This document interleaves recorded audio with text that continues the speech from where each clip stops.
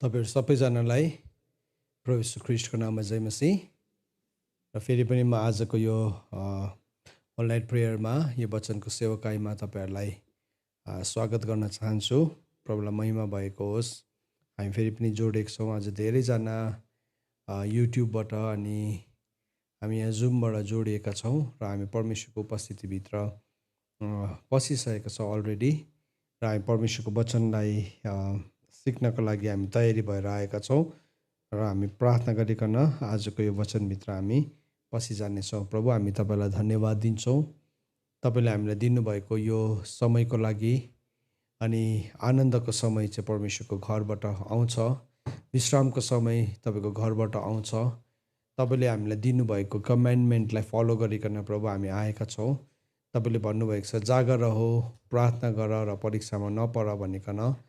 प्रभु, आज हामी उठ्छौँ, हामी प्रार्थना गर्छौँ अनि प्रभु हामी परीक्षामा नपर्नको लागि हामी आएका छौँ। थुप्रो प्रार्थनाको विषयहरू छ, तर प्रभु सँगसँगै हामीले प्रभु तपाईँको वचनमा लेखेको कुराहरूलाई पनि सिकिरहेका छौँ। अनि हाम्रो जीवनमा हामी कसरी प्रार्थना गर्दै गर्दाखेरि हाम्रो जीवनमा लडन्तहरू आउँछ अनि कसरी हामी जित्दै जाने भन्ने कुरालाई ती कुराहरूलाई सिक्दैछौँ। प्रभु तपाईँलाई धन्यवाद। प्रभु, हामी सबैजना यो कुरालाई सिकिकन अगाडि बढ्न सकौँ अनि प्रभु हामी सत्यले स्वतन्त्र हुन सकोस्।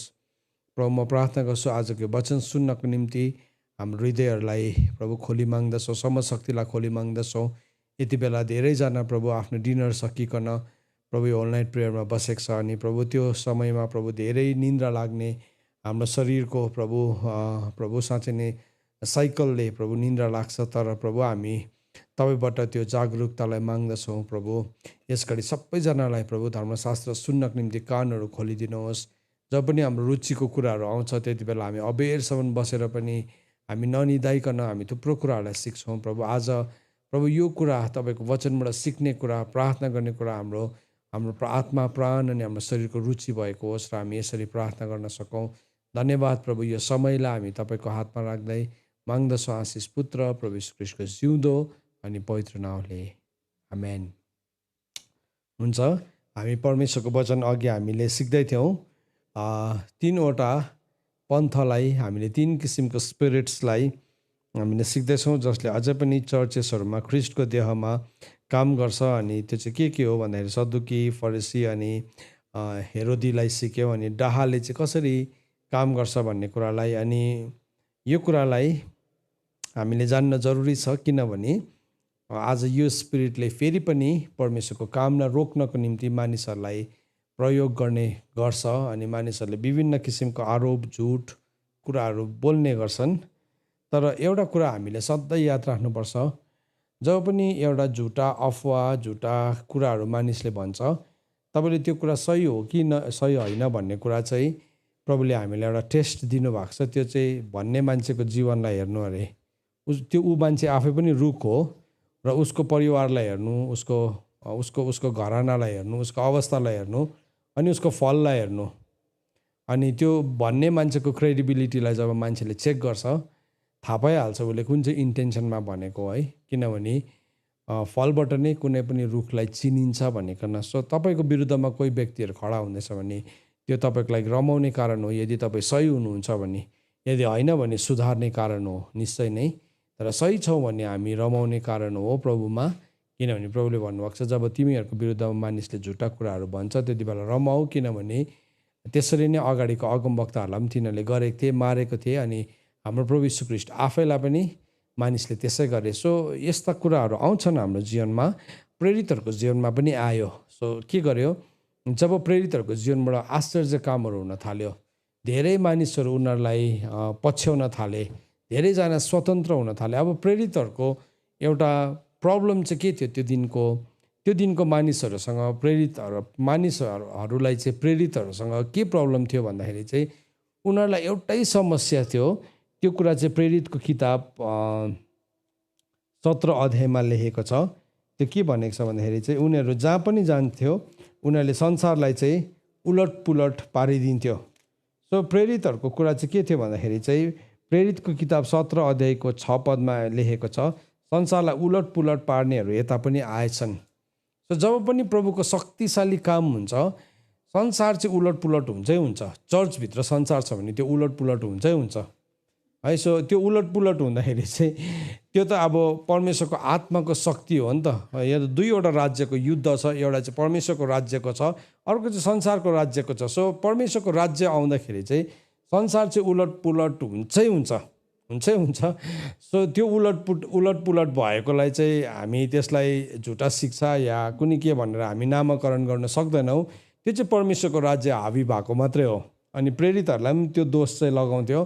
संसारलाई उलटपुलट पार्नेहरू चाहिँ यहाँ पनि आइपुगेछ, किनभने प्रेरितहरू जहाँ पुग्थ्यो त्यहाँभित्र भएको संसार त उलटपुलट हुन्थ्यो। त्यहाँ भएको भूतात्माहरू निस्किन्थ्यो, त्यहाँ भएको लोभको आत्माहरू निस्किन्थ्यो, त्यहाँ भएको चोरी निस्किन्थ्यो, डकैती निस्किन्थ्यो, सबै झुटा मन्त्रतन्त्र टुना मुना गर्नेहरूको सबै पोलखोल हुन्थ्यो। सबै कुरा त देखा पर्न थालिहाल्थ्यो पवित्र आत्माको शक्तिले। सो त्यति बेलाको समयमा उनीहरूलाई दोष लाग्थ्यो संसारलाई उलटपुलट पार्ने मानिसहरू यहाँ पनि आइसके। सो त्यो कुराहरूको आधारमा उनीहरूले के गरे, सदुकी फरिसी अनि यो हेरोदी जो उनीहरू जसले चाहिँ पोलिटिकल पावर, जसले चाहिँ रिलिजियस पोलिटिकल पावरहरू होल्ड गरेको थियो, ती व्यक्तिहरूलाई उठाए। अनि हामीले पौललाई हेऱ्यौँ भने प्रेरितको किताब 9 अध्यायमा पौल पनि फरिसी पन्थको व्यक्ति थियो, जो पनि मण्डली जो चाहिँ अब ख्रिस्टको ट्रु मण्डलीको विरुद्धमा फरिसीहरूकोबाट, उच्च पुजारीकोबाट त्यति बेलाको, यद्यपि पौल चाहिँ फरिसी थियो तर उसले सदुकीकोबाट एउटा लेटर ल्याइकन के गरे, चर्चलाई सताउनको लागि गएको छ। किनभने अघि हामीले हेऱ्यौँ त्यति बेलाको प्रधान पुजारी चाहिँ सदुकी थियो अनि पौलले उसकोबाट चिठी लाग्यो। यद्यपि सदुकी र फरिसीको बिचमा एकदमै कटाक्षै थियो, तर त्यो कुरामा चाहिँ उनीहरू मिलेको थियो। तपाईँले बाइबलमा मर्कुसको किताब 23 अध्यायमा होला सायद यसो भनेर लेखेको छ कि म हेर्नु पऱ्यो त्यो उयसलाई। मर्कुसको किताबमा होइन, कहाँ यसो भनेर लेखेको छ कि प्रभु यीशु ख्रिस्टलाई पक्रिँदाखेरि चाहिँ हेरोद र पिलातस चाहिँ दुईजना मित्र भए भनेको छ है। दुईजना चाहिँ मित्र भएको छ अनि उनीहरूको बिचमा चाहिँ एकदमै गहिरो मित्रता भएको छ। किन भन्दाखेरि चाहिँ उनीहरू दुवैजनाको शत्रु चाहिँ को थियो भन्दाखेरि चाहिँ उनीहरू दुवैजनाको शत्रु चाहिँ प्रभु यीशु ख्रिस्ट थियो। सो जब शत्रु मिल्यो, मैले मर्कुस 23 भने मर्कुस 23सम्म छँदै नै छैन, लुका 23को 12 पदमा लेखेको छ, यसो भनेर लेखेको छ, औ त्यही दिन पिलातस र हेरोदको दुवैको बिचमा मित्रता भयो, किनकि अघि तिनीहरूको बिचमा वैरभाव थियो। जब यीशु ख्रिस्टलाई समातेर लगिदियो नि यता के परे पिलातसको सामने, अनि उनीहरूको बिचमा एउटा सम्झौता भयो। यस्तो मित्रता आयो, यस्तो अचम्मको मित्र भयो। किन भन्दाखेरि चाहिँ किनभने यीशु ख्रिस्टलाई दुवैजनाको शत्रु थियो। यता हेरोदको पनि शत्रु थियो अनि यता पिलातसको पनि शत्रु थियो। सो शत्रुको शत्रु के हुन्छ? शत्रुको शत्रु मित्र हुन्छ। सो यहाँ हामी के देख्छौँ भने प्रेरितको किताब 9 अध्यायमा पनि पौल चाहिँ एउटा फरिसी थियो, एकदमै फरिसी र सदुकीको बिचमा कटाक्षै थियो। तरै भए तापनि उसले तिनीहरूकोबाट चिठी ल्याएर घरमा सभा घरमा पसिकन इसाईहरूलाई सताउन थालेको थियो। तर पौल चाहिँ मनभित्रबाट परमेश्वरलाई खोज्ने व्यक्ति थियो। परमेश्वरको बुलाहटलाई उसले बुझ्न सक्यो। अनि प्रभुले भन्नुभयो, ए साउल तैँले किन मेरो खेदो गर्छस् भनिकन प्रभुले त्यो साउललाई पौलमा परिणत गर्नुभयो। आज थुप्रोजना मान्छेहरू त्यसरी नै उठ्छन् नबुझेको कारणले गर्दाखेरि। तर हामीले यो प्रार्थना गर्नुपर्छ, प्रभु जसरी दमिश्कको बाटोमा साउलको तपाईँसँग झम्का भेट भयो, त्यही झम्का भेटहरूलाई चाहिँ हामी खोली माग्छौँ भन्नुपर्छ। हामी उनीहरूसँग तितो हुनु हुँदैन, उनीहरूसँग जवाब फर्काउने कार्य गर्नु हुँदैन। जबकि एउटा ठुलो अभियान हो, शैतानले चाहिँ हामीलाई अलिकति अल्मलाउनु पायो भने पनि यो अभियान चाहिँ एकदमै ढिलो भएर जान्छ। त्यस कारणले गर्दाखेरि बाइबलले हामीलाई भनेको छ, अल्मलाउने टन्ठाहरूलाई पन्छ्याउनु। सो हामीलाई थुप्रो कुराहरूले अल्मलाउँछ है। सो यहाँ परमेश्वरको वचन प्रेरितको 5 अध्यायको 18 पदमा अघि हामी पुगेको थियौँ। म त्यही ठाउँमा तपाईँहरूलाई फेरि पनि लान चाहन्छु।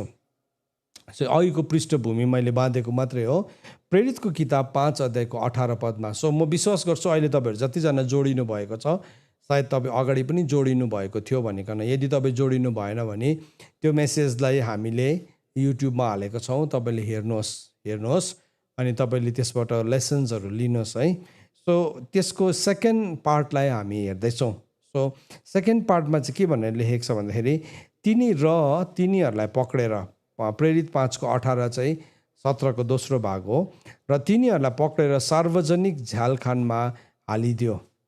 सो यो जुन चाहिँ स्पिरिट छ, यो स्पिरिट फरिसी, सदुकी अनि हेरोदी, यिनीहरूले चाहिँ जहिले पनि एउटा पावर अफ द प्रिजनलाई चलाउँछ। सुन्नुहोस् है, पावर अफ प्रिजन, झ्यालखानको ठुलो शक्ति छ, किनभने झ्यालखानमा एउटा मान्छे पसिसकेपछि चाहिँ के हुन्छ, उसले केही पनि गर्नु सक्दैन। सो केही पनि गर्नु नसक्ने एउटा पोइन्ट अफ प्यारालिसिस, एउटा मान्छेलाई एकदमै मतलब केही पनि नलाग्ने, उसको शक्तिलाई बन्द गर्ने एउटा ठाउँ चाहिँ झ्यालखान हो। सो शैतानले चाहिँ जहिले पनि मानिसलाई झ्यालखानमा हाल्न खोज्छ। सो यो प्रिजन चाहिँ एउटा फिजिकल प्रिजन पनि हुनसक्छ। यो प्रिजन चाहिँ एउटा इमोसनल, एउटा भावनाको झ्यालखान पनि हुनसक्छ, अनि यो प्रिजन चाहिँ स्पिरिचुअल प्रिजन पनि हुनसक्छ। सो यो स्पिरिटले चाहिँ जहिले पनि एनी टाइप अफ प्रिजनलाई हाम्रो जीवनमा ल्याउन चाहन्छ। एनी काइन्ड अफ प्रिजनलाई त्यसले हाम्रो जीवनमा ल्याउन चाहन्छ। सो यहाँ हामी के देख्दैछौँ, यो सदुकीहरूले के गर्यो भन्दाखेरि चाहिँ यिनीहरूले चाहिँ अब यो प्रेरितहरूलाई पक्रिकन झ्यालखानमा पालिदिन थाल्यो। सो तिनीहरूलाई झ्यालखानमा हाले भनेकन प्रेरितको किताब 5 अध्यायको 18 पदमा हामी भेटाउँछौँ, प्रेरितको किताब 16 अध्यायको 24 पदमा भेटाउँछौँ, प्रेरितको किताब 12 अध्यायमा भेटाउँछौँ। सो के छ, टाइम एन्ड अगेन प्रेरितहरूलाई के गरिरहेको छ, झ्यालखानमा हालिरहेको छ, उनीहरूलाई झ्यालखानमा हाल्ने काम गरिरहेको छ। अघि हामीले सिक्दै थियौँ, अघि आराधकले भन्दै थियो, प्रेरितको किताब 16 अध्यायको उसले मेन्सन गरिरहेको थियो, त्यो झ्यालखानलाई चाहिँ कसरी एउटा अवसरमा उसले प्रयोग गरे। सो हामी आज यो कुरालाई सिक्नेछौँ। यदि आज तपाईँलाई कुनै किसिमको झ्यालखानमा हालेको छ भने तपाईँ त्यो झ्यालखानमा कैदी भएर बसिरहनु पर्दैन, तर त्यो चाहिँ एउटा अवसर हो, त्यहाँबाट तपाईँले परमेश्वरको महिमा गर्ने अवसर हो। त्यो अवसरलाई आज हामी सिक्छौँ। अब किनभने हामी यहाँ एभ्री टाइम के देख्छौँ भने नि, जब पनि मानिसहरूले पापको विरोध गरेको छ, त्यो पापको विरोध गर्ने बित्तिकै यिनीहरूले झ्यालखानमा हालिदिएको थियो। अघि हेरोदियासको दलले चाहिँ मत्तीको किताब 14 अध्यायमा हामीले हेऱ्यो भने के भेटाउँछ भन्दाखेरि चाहिँ यसो भनेर लेखेको छ, किनभने हेरोदले आफ्नो भाइ फिलिपकी पत्नी हेरोदियासको खातिर यूहन्नालाई पक्री बाँधेर कारागारमा हालिदिएको थिए। सो हामी के देख्छौँ यहाँ, जब उसले पापको विरोध गर्यो, हेर्नुहोस् है, पापको विरोध नगरिन्जेलसम्म चाहिँ सबै ठिकै थियो, एभ्रिथिङ इज अल राइट। जब पनि तपाईँले पापको विरोध गर्ने मेसेज प्रिच गर्नुहुन्न, everybody is happy with you, सबैजना तपाईँसँग खुसी हुन्छ, सबैजनाले तपाईँलाई मन पराउँछ, सबैजनाको तपाईँ लोकप्रिय हुन्छ, किनभने तपाईँले सबैलाई खुसी पार्नु जान्नुहुँदैछ। सबैलाई खुसी पार्नु हो भने चाहिँ इजी छ, एकदमै सजिलो छ। पापको विषयमा चाहिँ कुरै गर्नु हुँदैन, सफलताको कुरा गर्नुपर्छ, छिट्टो धनी हुने तरिका, स्टेप्सहरू सिकाउनुपर्छ, त्यहाँदेखि कसरी चाहिँ खुसी भएर बस्नु भन्ने कुराहरू सिकाउनुपर्छ, कसरी पैसा कमाउनु, पैसाको भर्सेसहरू, सफलताको भर्सेसहरू तपाईँले मजाले निकालेर प्रचार गर्नु भने सबैजना खुसी हुन्छ, एभ्रिबडी विल बी ह्याप्पी, अनि तपाईँ एउटा फेमस संसारको मान्छे बनिनुहुन्छ। तर जुन दिनदेखि तपाईँले पापको विरोध गर्न थाल्नुहुन्छ, त्यहाँदेखि चाहिँ तपाईँको विरुद्धमा को उड्छ, तपाईँलाई एक्लै बनाइदिन्छ। त्यहाँदेखि चाहिँ तपाईँलाई अब के भन्नु, पानी खेदो गर्न थाल्छ मान्छेले है। पानी खेदो मतलब पानी खेदो भनेको चाहिँ पानीभित्रै लुक्यो भने पनि खेदेको भनेको नि, त्यहाँसम्म पनि खेदो गर्छ मान्छेले, पानी खेदो गर्छ। सो के भयो, यूहन्नाले अरू प्रचार गर्दाखेरि केही फरक परेको थिएन, तर यूहन्ना कोहीसँग डराउने मान्छे थिएन। कोहीसँग नडराउने मान्छे भनेको चाहिँ म चाहिँ आँटिलो, म चाहिँ एकदमै च्यालेन्ज दिन्छु, ओपन च्यालेन्ज भन्ने खालको होइन। कतिजना मान्छे मूर्ख हुन्छ है, कहाँ चाहिँ तर्साउँछ, म त्यहाँ गएर सुतेर देखाइदिन्छु, म कोहीसँग पनि डराउँदिनँ भनेर। अब त्यो तपाईँको लडाइँ नै होइन भने तपाईँ किन जानु, त्यहाँ उल्टा भूतकोबाट धुला खाएर आउँछ है। तर लडाइँ हो भने त जानु पऱ्यो नि त। सो कतिजना मान्छे के गर्छ, त्यस्तो खालको मूर्खतालाई प्रदर्शन गरिरहेको हुन्छ। तर सुन्नुहोस् है, तपाईँलाई जुन ठाउँमा प्रभुले लडाइँमा जानु भन्नुभएको छैन, जुन टेरिटोरी तपाईँको लडाइँको टेरिटोरी होइन, त्यहाँ तपाईँले खुट्टा हाल्ने कोसिस पनि नगर्नुहोस्, त्यहाँ तपाईँले आफ्नो साहसलाई प्रदर्शन गर्ने कोसिस पनि नगर्नुहोस्। प्रभुलाई पनि शैतानले भनेको थियो तपाईँकोमा तपाईँ परमेश्वरको पुत्र छन्, यहाँबाट हाम फालेर देखाइदिनुहोस् भन्दाखेरि प्रभुले के भन्नुभयो? होइन, वचनमा लेखेको छ तैँले आफ्नो परमेश्वरलाई जाँच नगर्नु भनिकन भन्नुभयो। प्रभु यीशु ख्रीष्टले शैतानलाई आँट देखाउने ठाउँमा जानु भएन। सो शैतानले हामीलाई विभिन्न प्रकारले उक्साउँछ। तर यूहन्ना चाहिँ कस्तो साहसी थियो भन्दाखेरि चाहिँ यूहन्नाले चाहिँ पापलाई चाहिँ सिधै पाप हो भन्ने उसकोमा आँट थियो। आज थुप्रोजना व्यक्तिहरू, थुप्रोजना मानिसहरूको चाहिँ यो आँट नै मरिसकेको छ।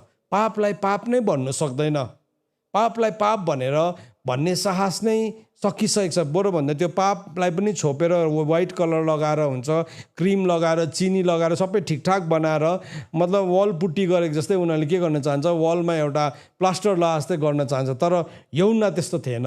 यूहन्नाले चाहिँ के भन्थ्यो? पापलाई सिधै पाप भनिदिन्थ्यो, सिधै पाप भन्थ्यो। उसले गएर के भन्यो? राजालाई पनि भन्थ्यो, राजा तपाईँले यो गरेको चाहिँ पाप हो, यो चाहिँ पाप हो, किनभने तपाईँले आफ्नो भाइको पत्नीलाई ल्याएर राख्नु हुँदैन, यो चाहिँ परमेश्वरको वचन अनुसार चाहिँ पाप हो। जसै उसले त्यो मात्रै भनेको थियो, राजाले हुन्छ थ्याङ्क यू सो मच भनेन। तर के भयो? राजाले सिपाहीहरू पठाइकन उसलाई लगेर कारागारमा हालिदियो।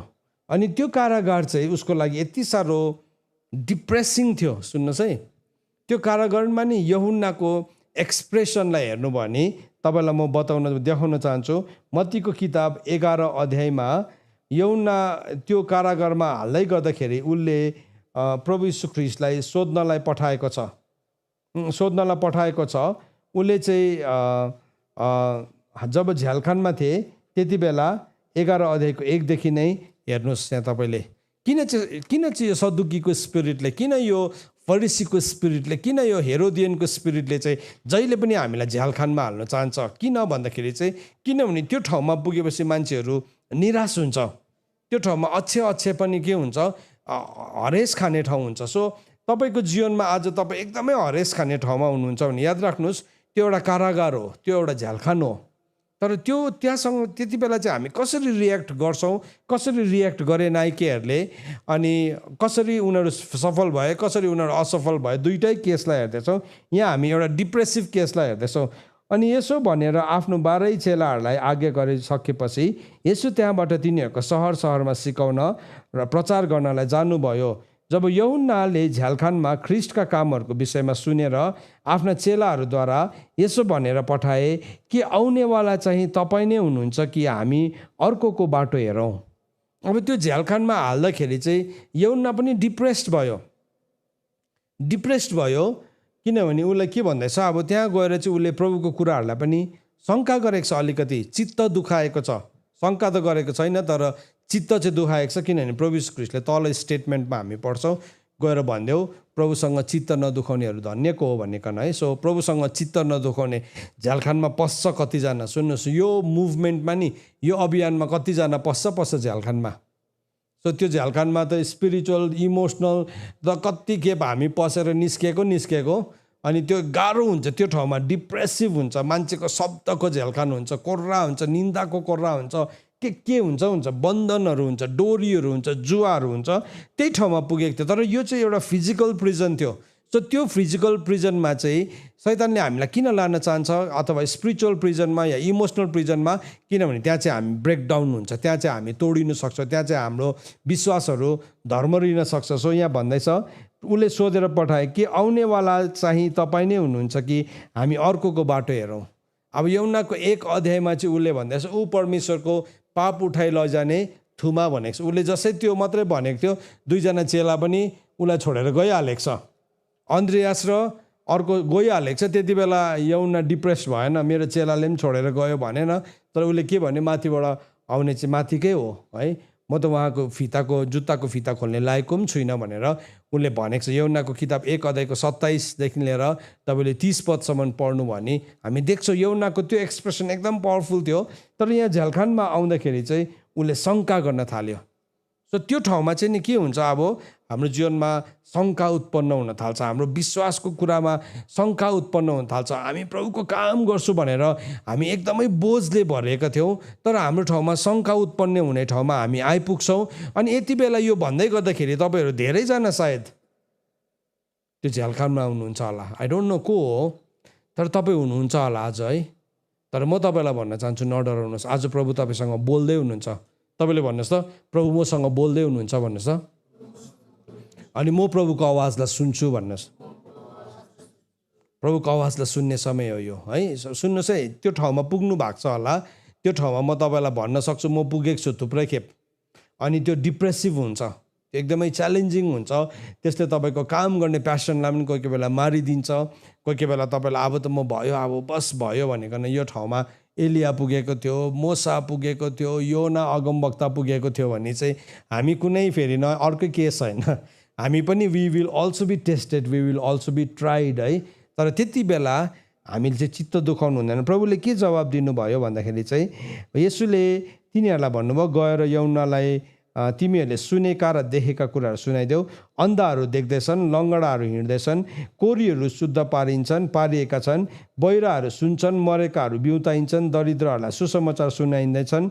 अनि 6 पदमा भन्नुभयो, जसले मसँग चित्त दुखाउँदैन त्यो धन्यको हो। हेर्नुहोस् है, दिस इज द मेसेज। जसले मसँग चित्त दुखाउँदैन त्यो चाहिँ धन्यको हो।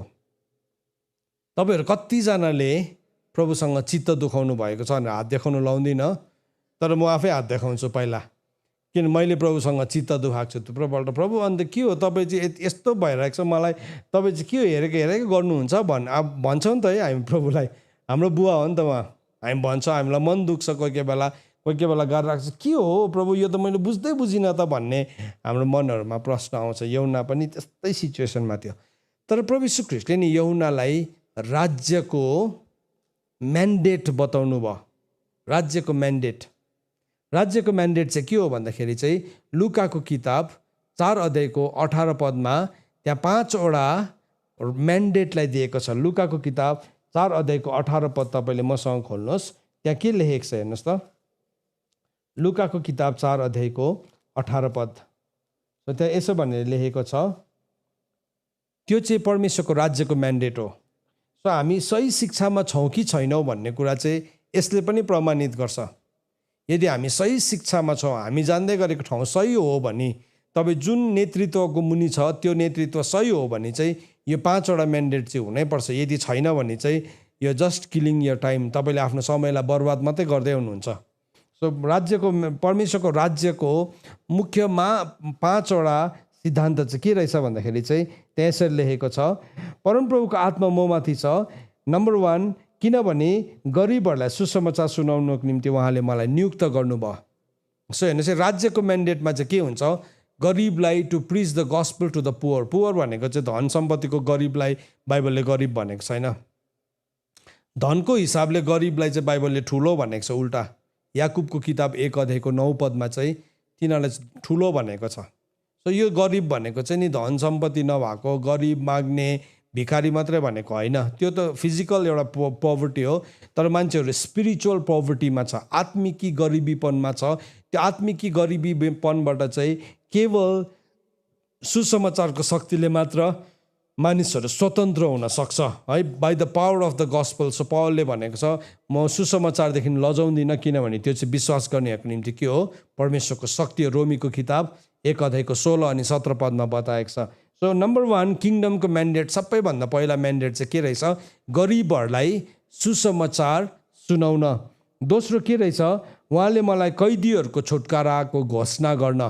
मान्छेहरू कैदमा छ, मान्छेहरू बन्धनमा छ, तिनीहरूको छुटकाराको घोषणा गर्न पठाउनु भएको।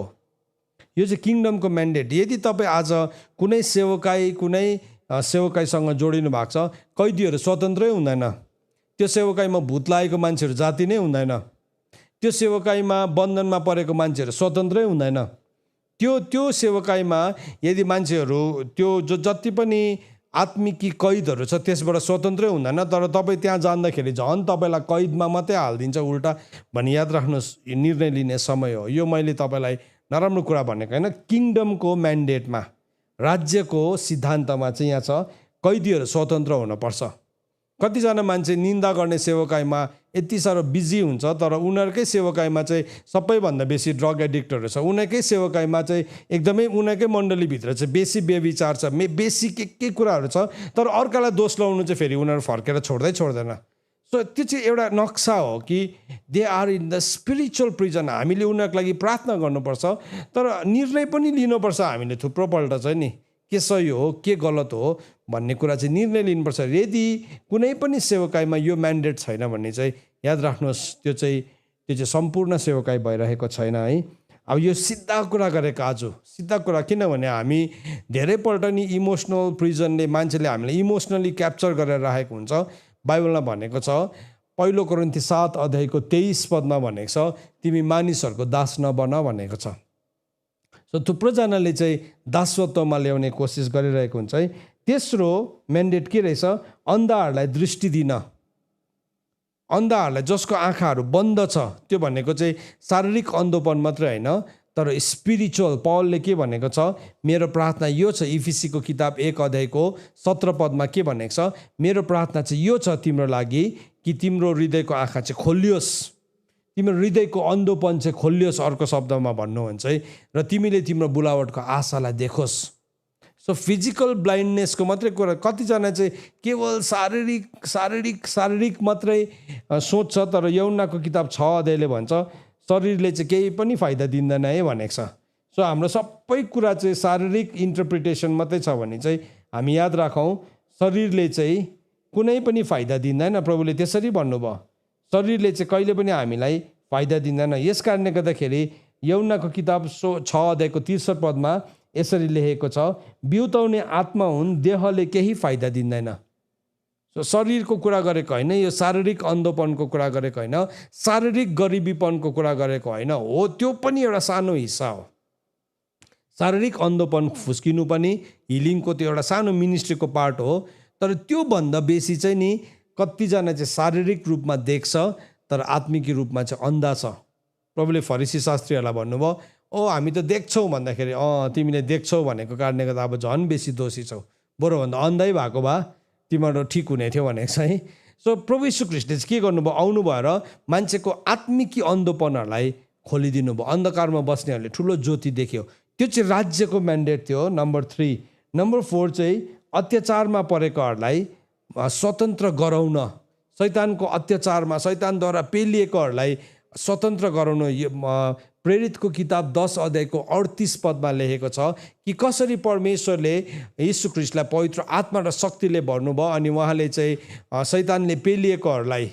शैतानद्वारा पेलिएकोहरूलाई स्वतन्त्र गराउनु भयो, मानिसहरूलाई निको पार्दै सुकर्म गर्दै जानुभयो भनेको छ। किनभने यीशु ख्रीष्टले राज्यको म्यान्डेट, राज्यको काम मात्रै गर्नुभयो। सो राज्यले चाहिँ तपाईँ र मबाट पनि यो कुरालाई डिमान्ड गर्छ। अनि 5औँमा चाहिँ परमेश्वरको प्रसन्नताको वर्ष घोषणा गर्नलाई। सो यो चाहिँ 5वटा म्यान्डेट थियो। सो यूहन्नालाई अघि यूहन्नाको किताब 11 अध्यायको 5 पदमा के भन्दैछ? अन्धाहरू देख्दैछन्, लङ्गडाहरू हिँड्दैछन्, कोढीहरू शुद्ध पारिएका छन्, बहिराहरू सुन्छन्, मरेकाहरू बिउताइन्छन् र दरिद्रहरूलाई सुसमाचार प्रचार गरिन्छ। सो प्रभुले के कुरा भन्दै हुनुहुन्थ्यो यूहन्नालाई? अर्को शब्दमा, तिमीलाई थाहा छैन अन्त म चाहिँ के गर्नुलाई आएको हो? म चाहिँ तिम्रो पर्सनल फाइटमा तिमीलाई भुँडी दुख्छ कि तिमीलाई मन दुख्छ कि तिमीलाई झ्यालखानमा पर्छ त्यति सानो कुराको लागि मात्रै आएको होइन, म चाहिँ त्योभन्दा ठुलो कुराको लागि आएको। चर्च हाम्रो नि प्रभु चाहिँ हाम्रो सानो तिनो दाँत दुखेको, भुँडी दुखेको, निन्द्रा नलागेको त्यो समस्याहरू समाधान गर्न आउनु भएको होइन, हो त्यो हिस्सा हो, तर त्योभन्दा ठुलो चाहिँ यीशु ख्रीष्ट चाहिँ राज्य लिएर आउनु भएको हो। सुन्नुहोस् है, यीशु ख्रीष्ट राज्य लिएर आउनु भएको। भन्नुहोस् त, यीशु ख्रीष्ट राज्य लिएर आउनु भएको हो। म राज्य ल्याउने व्यक्ति हो। सो यो राज्य ल्याउने व्यक्ति हुन्छ नि, यो 5वटा कुरा हाम्रो जीवनमा हुनुपर्छ। यो 5वटा कुरादेखि अरू कुराहरू चाहिँ सबै नचाहिने कुराहरू हो। अरू कुनै के मान्छेले बनाएको रीतिथितिहरू छ नि, त्यो चाहिँ सबै काम नलाग्ने कुरा हो। किनभने प्रभुले भन्नुभयो यूहन्नाको किताब 6 अध्यायको 63 पदमा भन्नुभयो, शरीरले चाहिँ केही पनि फाइदा दिँदैन। सो शरीरसँग जोडेको कुनै कसको एनिभर्सरी मनाइदिनु पर्ने, कुनै कसलाई खुसी पार्नुपर्ने, कुनै कसलाई गिफ्ट दिनुपर्ने, कुनै कसलाई कुनै के गर्नुपर्ने, त्यो सबै शारीरिक कुरा हो। That is all flesh. सो शरीरमा मन लाउनु चाहिँ बाइबलले भनेको छ परमेश्वरसँगको के हो, त्यो शत्रुता हो। एकदमै सफासँगले भनेको छ रोमीको किताब 8 अध्यायमा कि शरीरमा मन लगाउनु चाहिँ परमेश्वरसँग शत्रु हुनु हो। सो जुन जुन कुराहरू पनि हामीले गरिरहेको छौँ अहिलेसम्म, जो चाहिँ शारीरिक कुरासँग जोडेको छ, त्यो चाहिँ वास्तवमा परमेश्वरसँगको शत्रुता हो, परमेश्वरसँगको शत्रुता हो। सो हामीले यो कुरालाई बुझ्नुपर्छ यहाँ।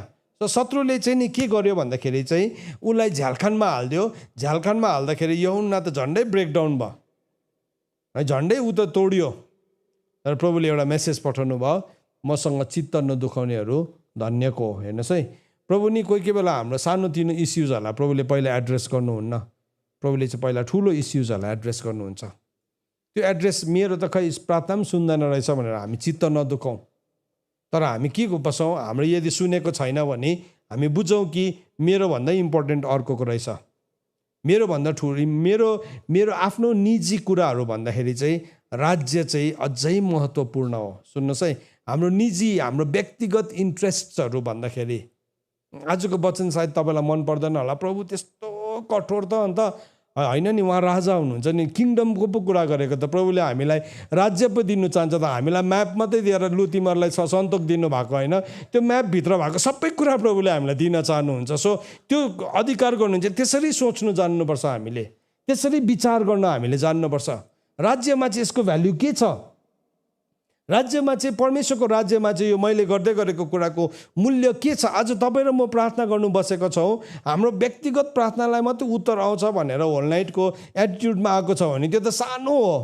तर आज राज्य ओभरअल किङडम अफ गडमा चाहिँ परमेश्वरले के गर्दै हुनुहुन्छ, म चाहिँ त्यसको हिस्सेदार बनेर बसेको छु। त्यसको चाहिँ म सानो काँटी हो भने पनि त्यो चाहिँ भयङ्कर हो। फेरि अन्त प्रभुले के भन्नुभयो, यो खण्डलाई पढ्दै जानुहोस् ल, यहाँ हेर्नुहोस् है। अनि मसँग चित्त नदुखाउनेहरू चाहिँ धन्यको हो।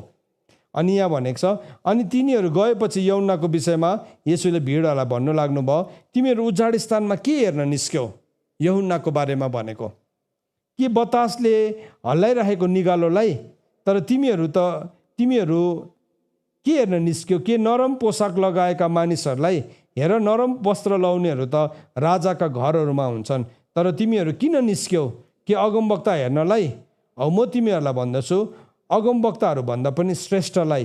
यिनी त्यही हुन् जसको विषयमा यस्तो लेखिएको छ, हेर म आफ्नो दूतलाई तिम्रो अघि अघि पठाउँछु, जसले तिम्रो सामने तिम्रो बाटो तयारी पार्छ। सो अघि यूहन्नालाई भने नि, यूहन्ना चित्त नदुखाउला भन्दाखेरि चाहिँ चेलाहरूलाई कस्तो लाग्यो? यूहन्ना चित्त दुखाइहालेछ, मन दुखिहालेछ है। प्रभुले भन्नु, होइन केटा हो, होइन, त्यो कुरा चाहिँ अगमवक्ताहरूभन्दा श्रेष्ठ हो ऊ चाहिँ, वास्तवमा अगमवक्ताहरूभन्दा श्रेष्ठ हो भनेर प्रभुले भन्नुभयो है। अनि यहाँ भन्दैछ, प्रभुले उसको विषयमा भएको प्रोफेसीलाई बताउनु हुँदैछ, हेर म आफ्नो दूतलाई तिम्रो अघि अघि पठाउँछु, जसले तिम्रो सामने बाटो तयारी पार्नेछु।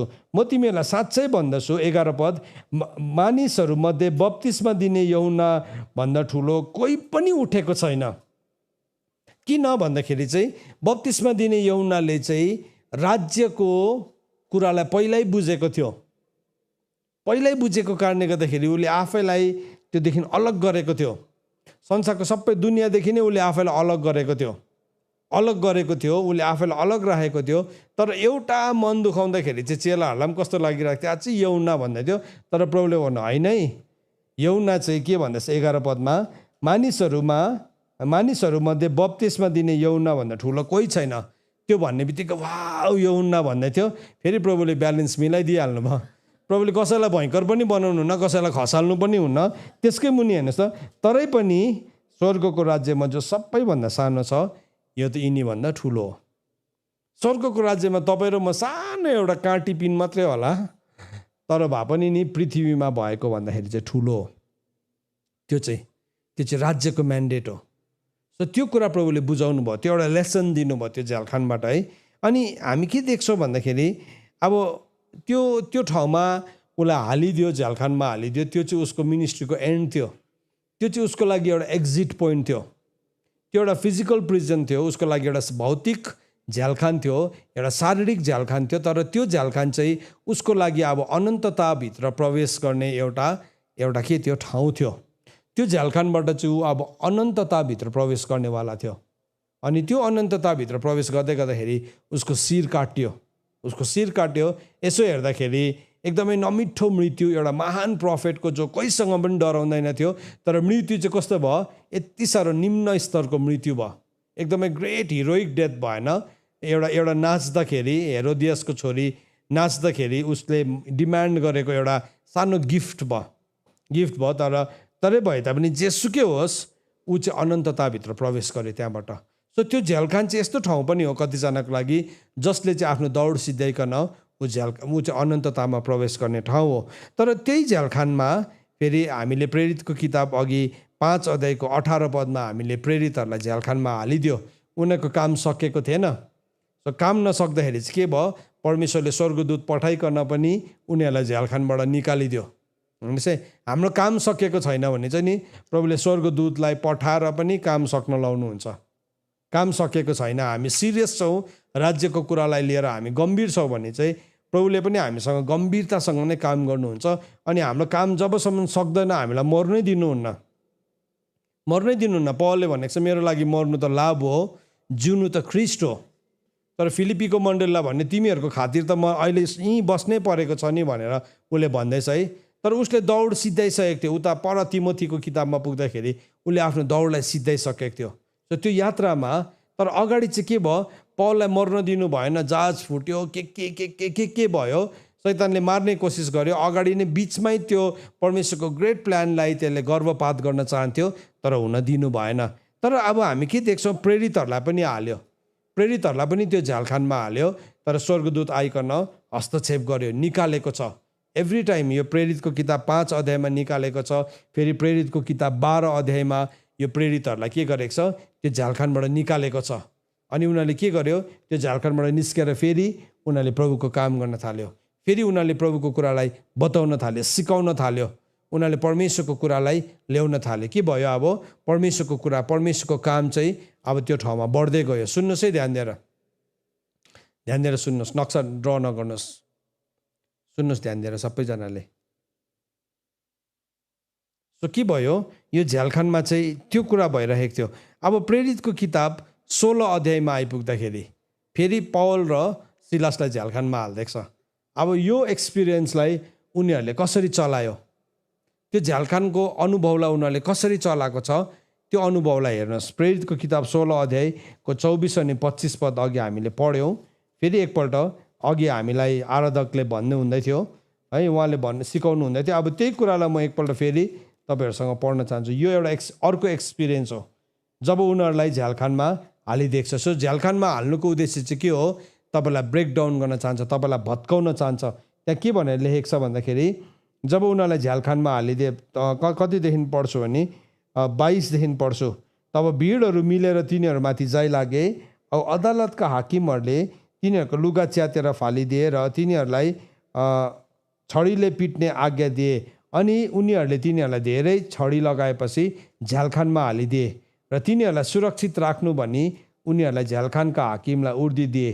यस्तो उर्दी पाएर उनले तिनीहरूलाई भित्री झ्यालखानमा लगेर तिनीहरूको खुट्टा र ठिङ्गुरो ठोकेर राखिदिए। सो यो झ्यालखान पौल र सिलासलाई राखेको झ्यालखान चाहिँ, अघि पत्रुसलाई राखेको झ्यालखान चाहिँ सार्वजनिक थियो, पब्लिक प्रिजन थियो। तर यो पौल र सिलासलाई राखेको झ्यालखान चाहिँ सार्वजनिक थिएन, त्यो चाहिँ भित्री झ्यालखान थियो। डरलाग्दो गुन्डा डाकुहरूलाई राख्ने झ्यालखान थियो, जहाँ चाहिँ हातभित्र झ्यालखानभित्र पनि हातखुट्टालाई बाँधेर राखिदिन्थ्यो। सो त्यो झ्यालखानमा पसेपछि चाहिँ उनीहरूले चित्त दुखाएन। उनीहरूले त्यो झ्यालखानमा गएर प्रभुसँग मन दुखाएन। खै प्रभुको काम गर्नु निस्केको दिनदेखि कुट्टाइ खाएको खेदो हो कि है, निन्दा हो कि, कतिजनाले अनुभव गर्नुभएको छ। तपाईँ जुन दिनदेखि प्रभुको काम गर्छु भन्नुभयो त्यहाँदेखि खेदो आएको, प्रार्थना गर्ने निर्णय गरेकोदेखि खेदो आएको, परमेश्वरको सत्यता बोल्ने कुरा गरेकोदेखि खेदो आएकै। यहाँ त के हुँदैछ, भिडले कुटेको छ। भिडले कुट्दाखेरि कस्तो हुन्छ, अब 1-2 जनाले कुट्दाखेरि अर्कै हो, भिडले कुट्दा त दया माया केही नभए यति साह्रो बेसी कुटाइ खाएको थियो। अनि कुटाइ खाएर पनि उनीहरूलाई यति साह्रो ह्युमिलिएट गरेको थियो, उनीहरूको लुगाहरू फटाएर उनीहरूलाई नाङ्गै बनाइकन त्यो झ्यालखानभित्र हालिदिएको थियो। झ्यालखान पनि साधारण थिएन, भित्री झ्यालखानमा हालिदिएको थियो, एकदमै ग्रेट प्रिजनर्सहरू राख्ने। तर त्यो एक्सपिरियन्सलाई चाहिँ उनीहरूले कसरी चलाएको थियो। अनि तर आधा राततिर पौल र सिलास प्रार्थना गर्दै परमेश्वरको भजन गाइरहेको थियो। सो त्यो प्रिजन चाहिँ प्रिजन टु क्राई थिएन, तर प्रिजन टु प्रेज थियो। सुन्नुहोस् है, सो कतिजना चाहिँ झ्यालखानमा पसेपछि के हुन्छ, रुन थाल्छ। झ्यालखानमा पस्ने बित्तिकै रुक्को रुक्को रुक्को, चित्त दुखाएको। ठिकै छ, अब दुखेर रुको त अब उनीहरूलाई पनि एकछिन त दुख्यो होला, रुयो पनि होला, सायद आँसु पनि झऱ्यो होला। तर रुक्को गरेन, उनीहरूले के गर्यो, प्रिजन टु प्रेज, प्रशंसा गर्ने झ्यालखान भन्नुहोस् त, प्रशंसा गर्ने झ्यालखान भन्नुहोस् त। त्यो झ्यालखानले कहिले पनि प्रशंसा सुनेको थिएन, किनभने त्यो झ्यालखानमा कस्तो मान्छेहरू आउँथ्यो, गुन्डाहरू, हत्याराहरू है, मार्ने मान्छेहरू, एकदमै डरलाग्दो मान्छेहरू, मोस्ट वान्टेड डरलाग्दो क्रिमिनल्सहरू मात्रै आउँथ्यो।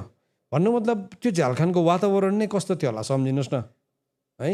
त्यहाँ त गुन्डाहरू बसेको, हत्याराहरू बसेको, पग्लाहरू बसेको, मान्छे बेसी मारेर साइकोहरू बसेको, त्यो झ्यालखान कस्तो थियो होला, गनाइरहेको, मैला फोहोरी, त्यसै पनि अँध्यारो थियो। अब है त्यस्तो ठाउँमा कस्तो हुन्छ, त्यस्तो ठाउँमा कसैलाई प्रशंसा गर्नु मन पर्दैन, डर लाग्छ है। कुटा खाएर थाकिरहेको, चिसो, अँध्यारो, लाइट नपरेको, कति दिनदेखि अब लाइट नै नपसेको कोठा कस्तो हुन्छ, कति गनाइरहेको थियो होला। तर के गर्नु थाल्यो उनीहरूले चाहिँ, आधा राततिर है, आधा राततिर भन्नुहोस् त, आधा राततिर चाहिँ थुप्रो कुराहरू हुन्छ। आधा राततिर नै हो मन्त्रतन्त्र गर्नेहरू पनि यति बेला सक्रिय भइरहेको छ। आधा राततिर नै आउँछ उनीहरू पनि, यति बेला उनीहरू पनि सक्रिय हुन्छ, मन्त्रतन्त्र गर्ने, टुनामुना गर्ने। थुप्रोजनाले यति बेला गएर नै चिहानहरूमा मन्त्रतन्त्र गरिरहेको छ है, त्यो डिमोनिक पावरलाई रिलिज गरिरहेको छ। अब हामी चेक गर्नु त जानु मिल्दैन, तर हामी पनि आधा राततिर बसेर प्रार्थना गर्नु चाहिँ सक्छौँ फेरि। सो के भयो, आधा राततिर चाहिँ उनीहरूले के गर्नु थाल्यो, उठिकन प्रभुको प्रशंसा गर्न थाल्यो, प्रभुलाई आराधना गर्न थाल्यो, प्रभुलाई महिमा दिन थाल्यो। सो जब आधा राततिर त्यो प्रशंसा हुन थाल्यो, जब त्यो प्रशंसा गर्न थाल्यो, त्यो गर्न महिमा दिन थाल्यो, त्यहाँ के भएको छ त भन्दाखेरि चाहिँ त्यहाँ यसरी लेखेको छ, तब एक्कासी एउटा ठुलो भैँचालो गयो र झ्यालखानका जगहरू हल्लिए र तुरन्तै जम्मै ढोकाहरू उग्रिए र सबैका बन्धनहरू खुले। सो त्यो चाहिँ के थियो भने नि, जुन कुरा स्पिरिचुअली भइरहेको थियो त्यो कुरा चाहिँ फिजिकली पनि भइरहेको थियो। सुन्नुहोस् है, त्यो झ्यालखानमा चोरहरू थियो, हत्याराहरू थियो, डाकुहरू थियो है, कति वर्षदेखि त्यो झ्यालखानमा बसेको, कति लाइफ सेन्टेन्स बसेको मान्छेहरू थियो। त्यस्तो भयो भने के हुन्छ भन्नुहोस् त, अचानक ढोकाहरू उग्रियो, हातको सबै खोल्यो भने, बन्धनहरू खोल्यो भने के हुन्छ त्यहाँ, हजुर झ्यालखान खाली हुन्छ होइन। झ्यालखान खाली हुन्छ किनभने लाइफ सेन्टेन्सहरू कतिपल्ट भाग्नु कोसिस गर्दाखेरि भाग्नु नसकेको कैदीहरू थियो होला, कतिपल्ट उम्केर गएकोलाई फेरि ल्याएर बाँधेर राखेको थियो होला। त्यहाँ त अब एकदम खडुसहरू थियो नि, त्यो झ्यालखानभित्र कहाँ सबैजना राम्रो मान्छेहरू हुन्छ है, खडुसहरू हुन्छ नि त त्यहाँ। सो त्यो खडुसहरू पनि के भयो, भाग्ने कोसिस उनीहरूले गर्नु पनि गरेन, किनभने उनीहरूको शारीरिक हातको साङ्ला मात्रै फुस्केको थिएन, उनीहरूको जीवनको साङ्लाहरू पनि फुस्केको थियो। उनीहरूको जीवनको नि बन्द भएको प्रेमको ढोकाहरू पनि खोलिन थालेको थियो। उनीहरूको जीवनमा बन्द भएको कठोरताको ढोकाहरू पनि खोलिन थाल्यो। अनि के भयो त हेर्नुहोस् है, अब यसलाई अझै पढ्दै जानुपर्छ यसलाई बुझ्नको लागि। औ झ्यालखानका हाकिम निन्द्राबाट झसङ्गै भएर बिउजे र झ्यालखानका ढोकाहरू उग्रेको देखेर कैदीहरू सबै भागिसके भन्ठानेर तिनले अपहत्या गर्ने विचारले आफ्नो तरवार थुते। सो के हुँदैछ, झ्यालखान त सबै खोल्यो, अचानक खोल्यो। अनि अब उसलाई त थाहा छ त्यो झ्यालखानभित्र भएको कैदीलाई त उसले कहिलेदेखि चिनेको, तिनीहरू कस्तो कस्तो ब्याकग्राउन्ड थियो, कस्तो कस्तो क्रिमिनल ब्याकग्राउन्डहरू थियो, उसले त्यो सबै देखेको हो। अब त्यस्तो झ्यालखान खोलिँदाखेरि को चाहिँ भाग्दैन, सबैजना भागिसक्यो भनेर उसले सम्झ्यो। तर उसले के गर्यो, अब आफैलाई उसले अपहत्या गर्ने कोसिस गरे अरे उसले के गर्दैछ, तरवार पनि थुते। तर पौल चर्को स्वरले यसो भन्दै कराए, तपाईँले आफूलाई केही नोक्सानी नगर्नुहोस्, किनकि हामी सबै यहीँ छौँ। हेर्नुहोस् ल, उनीहरूको हातको साङ्ला पनि फुस्केको थियो, खुट्टाको ठिङ्गोरो पनि फुस्केको थियो, ढोकाहरू पनि फुस्केको थियो। तर भए पनि त्यो कैदीहरू भागेन। किन भन्नुहोस् त, त्यो झ्यालखान चाहिँ नि प्रशंसा गर्ने झ्यालखान बन्नेको थियो। अनि त्यो झ्यालखानभित्र बसेर प्रशंसा गर्दै गर्दाखेरि चाहिँ नि अघिको त्यो आराधनाले, अघिको त्यो प्रशंसाले चाहिँ उनीहरूको जीवनको बन्धनहरू अलरेडी तोडिसकेको थियो। उनीहरू त्यो भाग्ने मान्छेहरू पनि के भइसकेको थियो, नभाग्ने कति घन्टा गऱ्यो होला। यो धेरै दिनको 3-4 वर्ष राखेर त्यहाँ भएको होइन, यो एकैछिनमा भएको कुरा हो, एकैछिनमा। तर के भयो, त्यो झ्यालखानको सिचुएसनलाई चाहिँ त्यो मान्छेहरूले चाहिँ पौल र सिलासले चाहिँ निन्दा गर्नु, रिसाउनु, परमेश्वरसँग चित्त दुखाउनुको लागि प्रयोग गरेन। यद्यपि उनीहरूले चित्त दुखाएको भए पनि परमेश्वरले यौनालाई जस्तै भन्ने थियो, तिमीहरू मसँग चित्त नदुखाउनेहरू चाहिँ धन्यको है भनेर। उनीहरूले चित्त दुखाउनुमा टाइम नै वेस्ट गरेन। तर उनीहरूले के गर्नु थाल्यो, प्रभुलाई प्रशंसा गर्न थाल्यो। त्यो प्रशंसाले चाहिँ मानिसहरूको जीवनमा छुटकारा आउन थालिसकेको थियो। अनि पौलले कन्फिडेन्टली भन्दैछ, एउटा पनि भागेको छैन, एउटा पनि भागेको छैन। किनभने त्यो स्वर्गदूतले सबै ढोकाहरू खोलिदिएको थियो, सबै हातकडीहरू फुस्कालिदिएको थियो, तर त्यो कैदीहरूलाई भाग्न दिएको थिएन अथवा उनीहरूको जीवन परिवर्तन भएको थियो। अनि जब त्यो मेसेज चाहिँ उसले सुन्यो त्यति बेला चाहिँ के भन्दैछ हेर्नुहोस् है, यसरी भन्दैछ, तब बत्ती मागेर तिनी हाम फाल्दै भित्र आए र कामदै कामदै पौल र सिलासको चरणमा परे भन्दैछ। सो अघि जुन चाहिँ मान्छेले झ्यालखानमा हालेको थियो, त्यो झ्यालखानमा हाल्ने मान्छे आफै नै कामदै आइकन के गर्यो, पौल र सिलासको चरणमा परेको छ। अब तिनीहरूलाई बाहिर ल्याएर तिनले भने, हजुर हो, मैले के गरेदेखि उद्धार पाउन सक्छु। सो के भयो, त्यो कहाँ उसलाई झ्यालखानमा हान्ने, पिट्ने, अघि धुलाइदिने ऊ यही व्यक्ति थियो। अब त्यो व्यक्तिले के भन्दैछ, मैले के गरेँ भने चाहिँ उद्धार पाउँछु है। सो त्यो प्रिजनमा पौल र सिलासलाई प्रभुले जान दिनुभएको थियो। किनभने परमेश्वरले यो झ्यालखानको मानिसहरूलाई प्रभुले बदलिन चाहनुहुन्थ्यो, कैदीहरू सबैलाई। सँगसँगै यो झ्यालखानको जुन चाहिँ यो सिपाही थियो अथवा यो जो पनि जिम्माको मान्छे थियो उसलाई पनि बचाउन चाहनुहुन्थ्यो। अनि उसले भन्दैछ, ऊ आफैले भन्दैछ, अब मैले चाहिँ के गरेँ भने चाहिँ उद्धार पाउँछ। यो सबै कैदीहरूले त उद्धार पायो, तपाईँहरूले पनि उद्धार पाएको रहेछ, अब मैले चाहिँ के गरौँ भने, के गरेँ भने चाहिँ उद्धार पाउँछु भनेकन त्यसले सोध्दैछ। उसले सोध्दै गर्दाखेरि उनले के भन्दैछ, अनि तिनीहरूले भने, प्रभु यीशु ख्रीष्टमा विश्वास गर्नुहोस् र तपाईँले उद्धार पाउनुहुनेछ र तपाईँको परिवारले उद्धार पाउनुहुनेछ। सो हेर्नुहोस् है, त्यो दिनदेखि त्यो झ्यालखानमा भएको मानिसहरूले त्यो झ्यालखानको त्यो मेसेज यति साह्रो स्ट्रङ भएर गयो। किनभने त्यो झ्यालखानमा विभिन्न जातिका मानिसहरू बसेको थिए। त्यो झ्यालखानमा भएको त्यो सिपाही सायद एकदमै कठोर मान्छे थियो होला, तर त्यो मान्छेलाई परिवर्तन हुनु नै के थियो, it was a great message. परमेश्वरको एउटा स्ट्राटेजिक मुभ थियो, परमेश्वरले गर्नुभएको एउटा अति नै रणनैतिक परमेश्वरको एउटा चाल अभियान थियो त्यहाँ।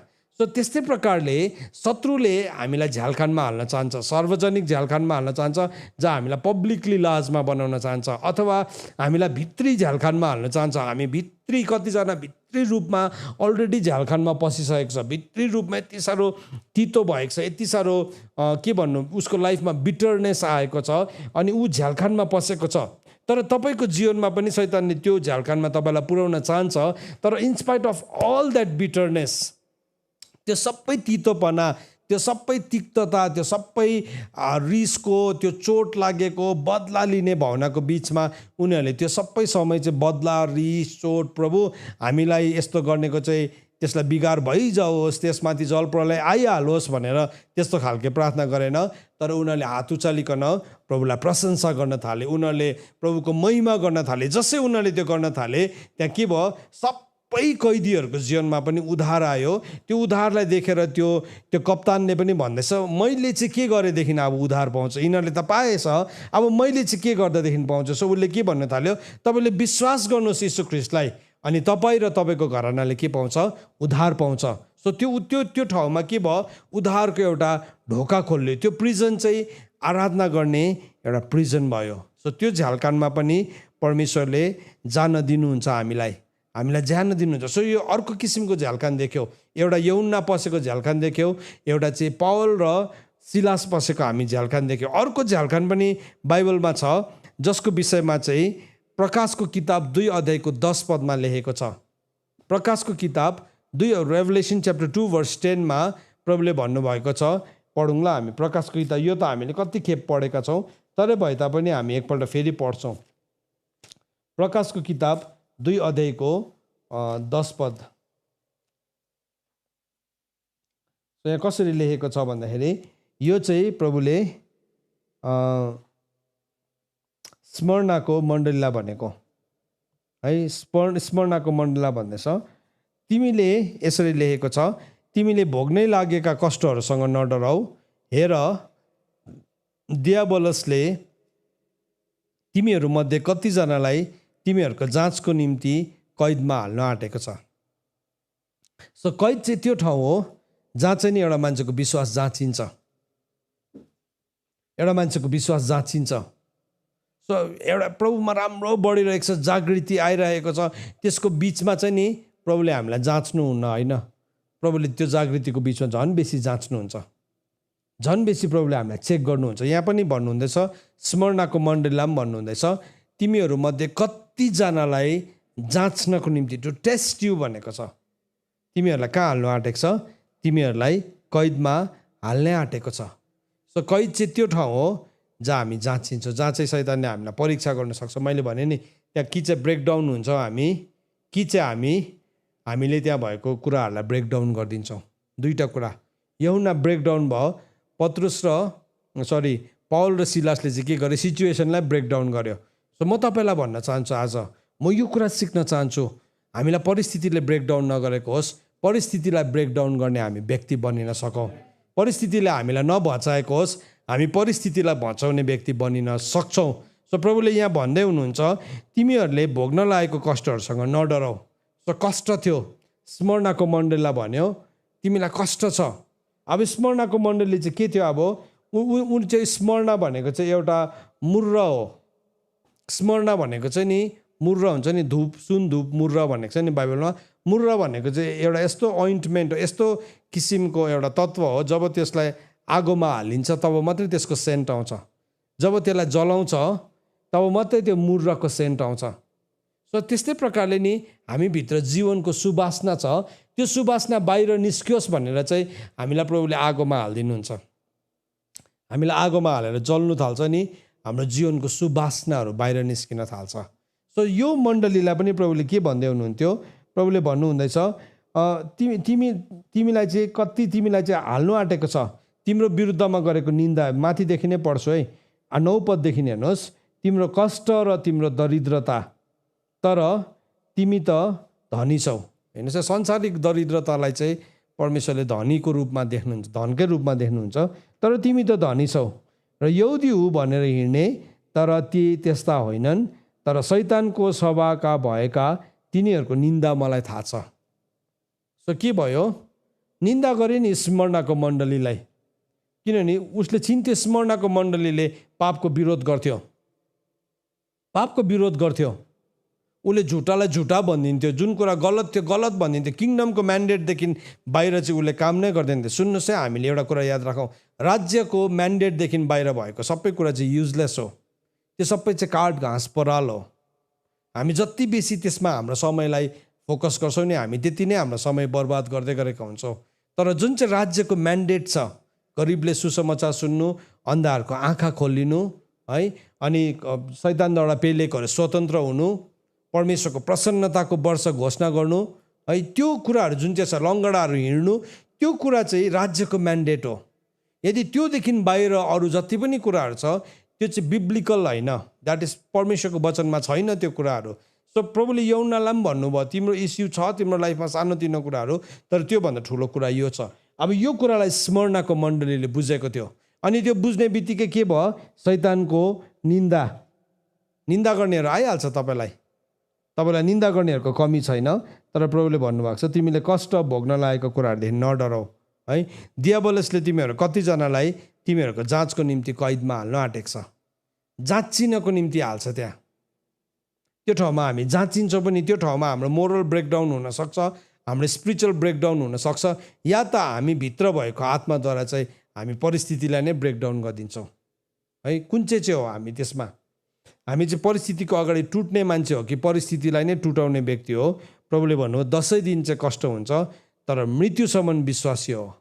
सो सो त्यो ठाउँमा चाहिँ नि त्यो झ्यालखानमा चाहिँ विश्वासी हुँदा हुँदा मृत्यु पनि आउँदो रहेछ। यौना विश्वासी हुँदा हुँदा के भयो, उसको शिर काटियो। सो के थियो त्यो चाहिँ मृत्युसम्म नै ऊ विश्वासी भयो। सो प्रभुले भन्नुहुँदैछ तिमी मृत्युसम्म विश्वासी हौ र म तिमीलाई जीवनको मुकुट दिनेछु। हेर्नुहोस् है, सो के भयो, यो झ्यालखानको शक्तिलाई चाहिँ जहिले पनि यो स्पिरिटले चलाउँछ, जहिले पनि यो स्पिरिटले चाहिँ यो पावर अफ द प्रिजनलाई चलाउँछ। तर त्यो पावर अफ प्रिजनलाई चाहिँ तपाईँ र मैले चाहिँ कसरी ह्यान्डल गर्छौँ, कसरी चाहिँ हामीले त्यो परिस्थितिलाई चाहिँ ह्यान्डल गर्छौँ। कतिजना चाहिँ त्यो ठाउँमा के हुन्छ, टुट्छ, कतिजनाले चाहिँ त्यो ठाउँलाई नै टुटाइदिन्छ, कति चाहिँ त्यो ठाउँमा भाँचिन्छ, तर कतिले चाहिँ के हुन्छ, त्यो झ्यालखानको ढोकालाई उगारिदिन्छ, ठिङ्गुरोलाई खोलिदिन्छ। किन भन्दाखेरि चाहिँ के छ भन्नुहोस्, साँचा चाहिँ प्रशंसा हो, प्रशंसा। त्यसको बिचमा चाहिँ नि हामी प्रभुलाई आराधना गर्न छोड्नु हुँदैन, त्यसको बिचमा हामी प्रभुलाई उचाल्न छोड्नु हुँदैन, त्यसको बिचमा शैतानले चाहिँ जहिले पनि फर्स्ट थिङ एट्याक गर्ने नै के हो, हाम्रो आराधनालाई एट्याक गर्छ, हाम्रो प्रशंसालाई एट्याक गर्छ। किनभने प्रशंसा र आराधना जब हामी गर्छौँ, बाइबलले भनेको छ त्यसले चाहिँ शत्रुको भारादारहरूलाई चाहिँ के गर्छ, सिक्रीले बानिदिन्छ। यसरी लेखेको छ भजन सङ्ग्रह 149। हेर्नुहोस्, यो थुप्रो खेप हामीले हेरिसकेको छौँ, आराधकहरूले पनि घरिघरि यो भर्सलाई कोट गर्छ, तर म पनि आज यो भर्सलाई कोट गर्न चाहन्छु। भजन सङ्ग्रह 149 यसरी लेखेको छ, 49 को 6, 7, 8, 9 त्यसो भनेर लेखेको छ, तिनीहरूको मुखमा परमेश्वरको उच्च स्तुति र तिनीहरूका हातमा 2 धारे तरवार रहन्। अन्य जातिहरूलाई बदला दिनलाई, यो अन्य जाति भनेको चाहिँ अरू मानिसहरूलाई भनेको होइन, तर यो चाहिँ प्यागन, यो चाहिँ त्यो इभल स्पिरिट्सहरूलाई भनेको, मान्छेलाई भनेको होइन है। तिनीहरूलाई बदला दिनलाई र मानिसहरूलाई सजाय दिनलाई र तिनीहरूका भारादारहरूलाई फलामको सिक्रीले बाँध्नलाई र तिनीहरूलाई लेखिएको इन्साफ गर्नलाई यो इज्जत उहाँको सारा भक्तजनहरूलाई परमेश्वरले दिनुभएको छ। सो जब हामी उच्च प्रशंसा गर्छौँ, सो त्यो ठाउँमा पत्रुस र अघिदेखि पत्रुस भन्दा रहेछ, पौल र सिलासले उनीहरूले त्यो ठाउँमा बसेर चुपचाप बसेन, उनीहरूले के गर्यो, भजन सङ्ग्रह 149 को 6 र 7 भर्सलाई के गर्यो, उनीहरूले प्रयोगमा ल्यायो।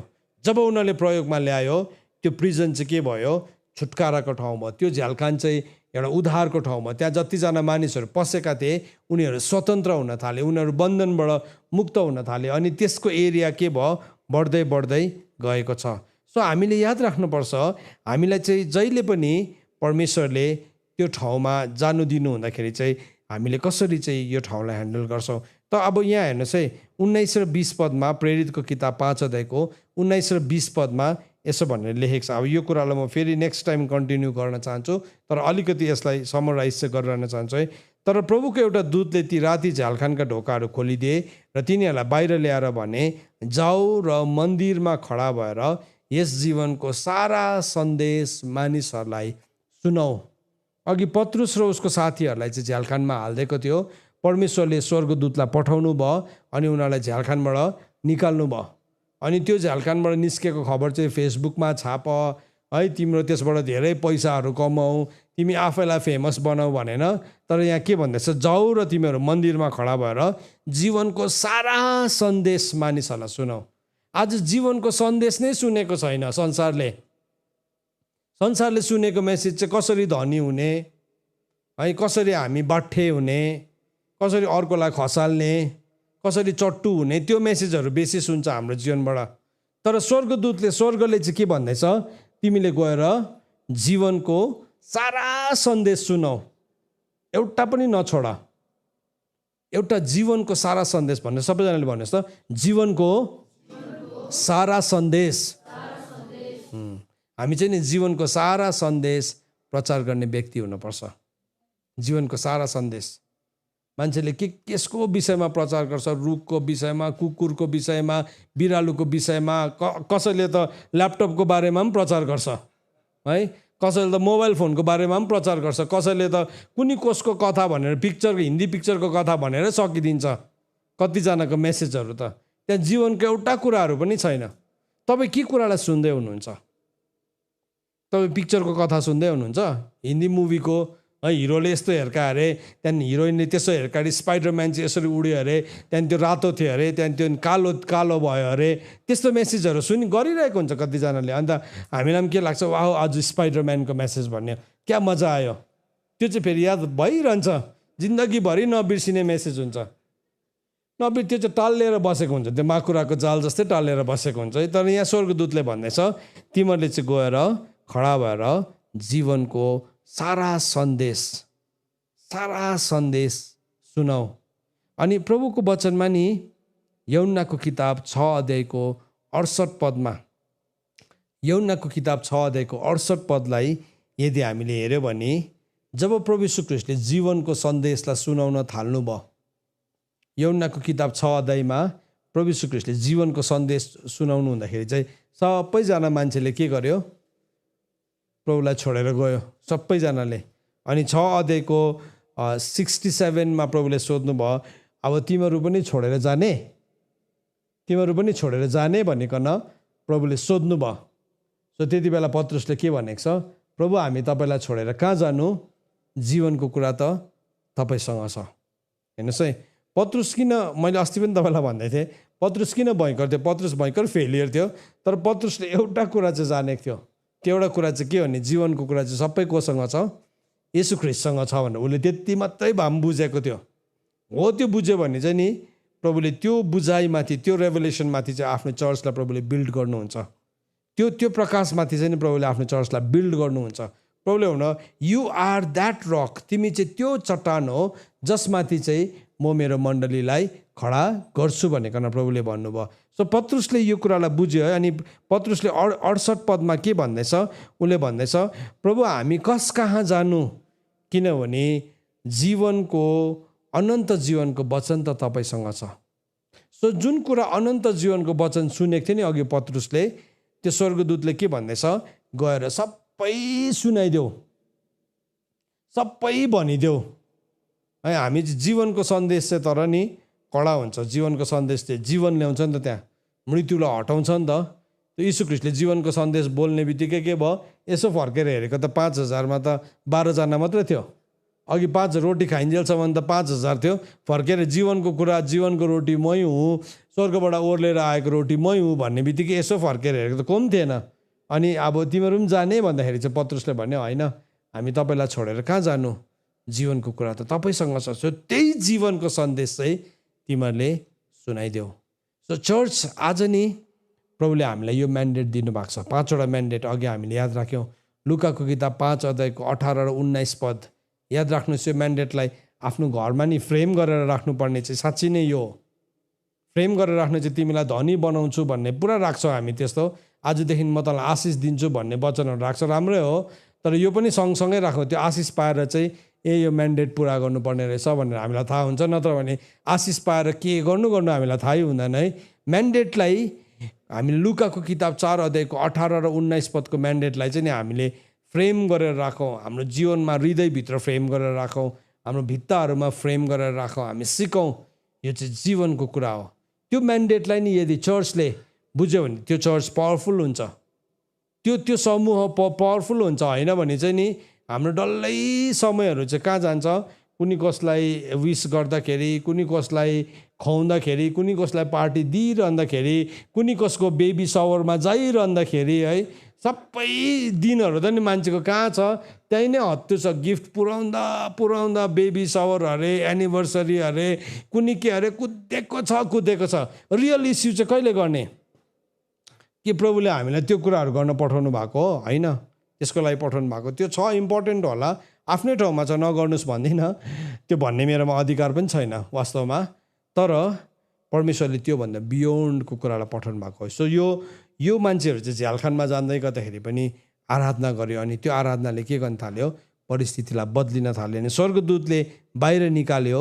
अनि बाहिर निकालेर चाहिँ हामीलाई भन्दैछ, गएर सबै सन्देशलाई निकालिदियो। आज तपाईँ त्यो स्पिरिचुअल प्रिजनबाट बाहिर निस्किनु भएको छ भने के गर्दै हुनुहुन्छ? बाहिर निस्केर आफैलाई हामी यो प्रश्न सोधौँ, कि मैले जीवनको सबै कुराहरू सुनाउँदैछु कि I'm just killing my time? यदि हामीले हाम्रो समयलाई मात्रै बर्बाद गरिरहेको छ भने आजदेखि हामी जीवनको सन्देश सुनाउन थालौँ, जीवनको कुरा भन्न थालौँ। जसै उनीहरूले जीवनको कुरा भन्न थाले झन् ठुलो आश्चर्य काम घट्न थाल्यो, झन् बेसी विरोध आयो। अर्को पालि पनि फेरि जेलमा गयो, तर त्यो जेलले उनीहरूलाई रोक्नै सकेन। कुनै यस्तो झ्यालखान नै बनिएन, उनीहरूलाई रोक्न सक्ने झ्यालखान नै बनेन। उनीहरूले झ्यालखानमा हालेर लु त अब यसलाई मारे भनेर सम्झेको त झन् डरलाग्दो। त्योभन्दाखेरि भयङ्कर मान्छे जन्मिन थाले। जति मार्दै गयो त्यति भयङ्कर मान्छेहरू जन्मिँदै गयो। त्यस्तै प्रकारले अब यो लास्ट डेजको मुभमा पनि शैतानले त्यो स्ट्राटेजीलाई फेरि अप्नाउँछ। अनि त्यति बेला चाहिँ हामीले के गर्नु भन्ने कुरालाई आज हामीले सिकेको छौँ। सो यो जीवनको वचनको बारेमा चाहिँ म तपाईँलाई आउने सन्डे यसको बारेमा सिकाउन गइरहेको छु है। सो तपाईँहरू सबैजना आज जतिजना पनि तपाईँले वचनलाई सुन्न भएको छ, हामी यो वचनलाई मनन गरौँ, हाम्रो हृदयमा हेरौँ, विचार गरौँ। झ्यालखानमा छ भने नडरौँ, निस्किनुहोस्। तपाईँ त्यो ठाउँबाट निस्किनु पर्ने हो भने, आराधना गर्नुपर्ने भने आराधना गरौँ। स्वर्गदूतले निकाल्नु भएको छ भने जीवनको सन्देशलाई हामी प्रचार गर्न थालौँ। परमेश्वरको वचन पढाइ अनि सुनाइमा परमेश्वरले हामी सबैजनालाई आशीर्वाद दिनुभएको होस्।